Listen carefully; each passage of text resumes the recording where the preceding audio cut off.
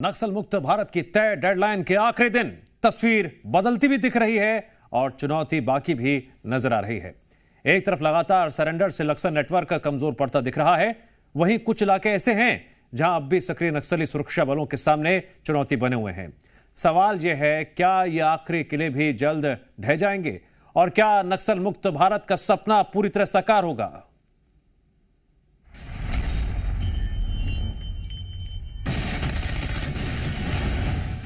आज वो दिन है जब देश एक बड़े बदलाव की दहलीज पर खड़ा है। नक्सल मुक्त भारत का संकल्प और उसकी तय डेडलाइन का आखिरी दिन। जिन इलाकों में कभी गोलियों की गूंज थी, वहां अब विकास की रफ्तार सुनाई दे रही है। लाल गलियारे में शांति का उजाला फैल चुका है और आज भी नक्सली सरेंडर कर रहे हैं, हथियार छोड़कर मुख्य धारा को अपना रहे हैं। सुरक्षा, सड़क, स्कूल और सुविधाओं के साथ नई तस्वीर उभर रही है।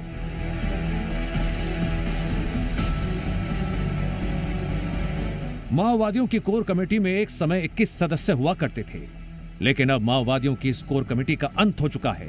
माओवादियों की पोलित ब्यूरो और केंद्रीय समिति में तेलंगाना कैडर का वर्चस्व चलता था, लेकिन यह वर्चस्व समाप्त हो गया है।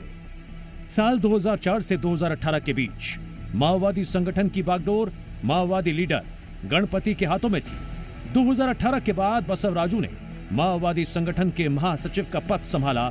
दोनों ही माओवादी लीडर तेलंगाना मूल के थे। बसवराजू को बस्तर की फोर्स ने पिछले साल अबूझमाड़ में मार गिराया, जबकि गणपति पिछले 8 वर्षों से अंडरग्राउंड है। बसवराजू के मारे जाने के बाद माओवादी संगठन की बागडोर तेलंगाना मूल के ही देवजी के द्वारा संभालने की संभावना जताई जा रही थी, लेकिन माओवादी संगठन में जारी अंतरकलह के बीच भूपति ने महाराष्ट्र के गढ़चिरौली में आत्मसमर्पण कर दिया। वहीं कमजोर पड़ चुके माओवादी संगठन से किनारा करते हुए देवजी ने भी तेलंगाना के हैदराबाद में हथियार डाल दिए। सेंट्रल कमेटी मेंबर इसमें या जनरल सेक्रेटरी बसवराजू से लेकर सीसीएम इसमें कोसा है और सत्यनारायण रेड्डी है और गणेश उइके है और अन्य जितना भी जो माओवादी कैडर्स का डेड बॉडी रिकवर करने का पश्चात काफी बड़ी संख्या में आत्मसमर्पण भी किया है। केंद्रीय गृह मंत्री अमित शाह ने लोकसभा में माओवादी संगठन के कमजोर होने की कहानी सुनाते हुए सुरक्षा बलों की तारीफ की। साथ ही उन्होंने ये भी बताया, साल 2014 में देश के 126 जिले नक्सल प्रभावित हुआ करते थे, लेकिन अब सिर्फ 2 ही जिले नक्सल मुक्त करने के लिए शेष बचे हुए हैं।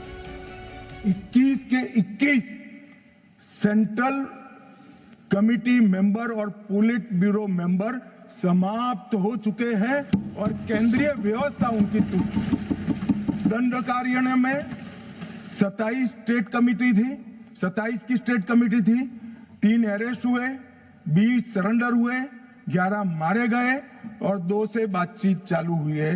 वो भी 37 के 37 लोग दंडकारण्य जो उनकी मुख्य स्टेट कमेटी थी वो समाप्त हुई।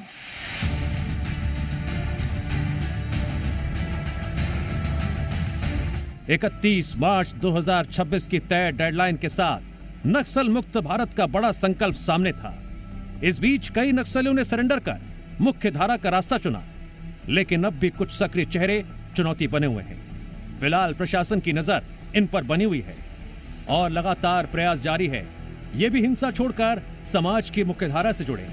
आने वाले समय में इस अभियान के और मजबूत होने की उम्मीद जताई जा रही है। ब्यूरो रिपोर्ट, जी मीडिया।